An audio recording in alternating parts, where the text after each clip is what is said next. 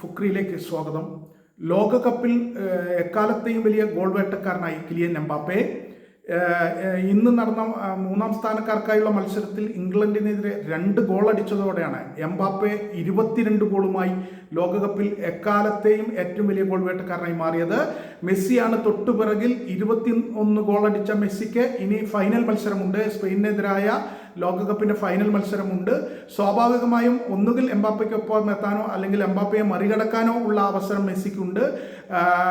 അത് മെസ്സിക്ക് പൂർത്തിയാക്കാനാകുമോ എന്ന് കാത്തിരുന്ന് കാണുക തന്നെ വേണം. എന്തായാലും ഇംഗ്ലണ്ടിനെതിരായ കളി തുടങ്ങുന്നതിന് മുമ്പ് എക്കാലത്തെയും വലിയ ഗോൾ വേട്ടക്കാരിൽ മുൻപിൽ മെസ്സിയായിരുന്നു. പക്ഷേ ഇംഗ്ലണ്ടിനെതിരായ മത്സരത്തിൽ 2 ഗോൾ അടിച്ചതോടെ 20 ഗോളിൽ നിൽക്കുകയായിരുന്ന എംബാപ്പെ ഇപ്പോൾ 22 ഗോളായി. മെസ്സി ഇപ്പോഴും 21 ഗോളിൽ നിൽക്കുകയാണ്. പക്ഷേ മെസ്സിക്ക് ഇന്ന് രാത്രി 12:30 നടക്കുന്ന സ്പെയിനെതിരായ ഫൈനൽ മത്സരം ബാക്കിയുണ്ട്. ആ മത്സരത്തിൽ മെസ്സി ഗോൾ അടിക്കുകയാണെങ്കിൽ എംബാപ്പയ്ക്കൊപ്പത്തും 2 ഗോൾ അടിക്കുകയാണെങ്കിൽ എംബാപ്പയെ മറികടക്കും.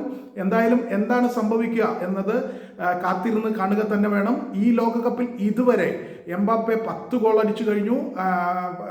അതേസമയം മെസ്സി 8 ഗോളാണ് അടിച്ചിട്ടുള്ളത്.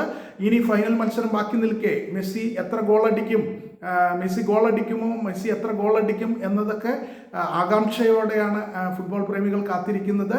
കാരണം എംബാപ്പയും മെസ്സിയും തമ്മിൽ ഈ ലോകകപ്പിൽ കടുത്ത മത്സരമാണ് നടന്നത്. അത് ഗോൾഡൻ ബൂട്ടിന് വേണ്ടിയുള്ളതായാലും എക്കാലത്തെയും വലിയ ഗോൾ വേട്ടക്കാരനുള്ളത് വേണ്ടിയായാലും രണ്ടുപേരും തമ്മിൽ ഇഞ്ചോടിഞ്ച് പോരാട്ടമാണ് നടന്നത്. ആ പോരാട്ടം ഏതാണ്ട് അതിൻ്റെ അവസാനത്ത് എത്തിയിരിക്കുന്നു. ഇന്നത്തെ ഫൈനൽ മത്സരത്തോടെ അതിൽ തീരുമാനമാകും.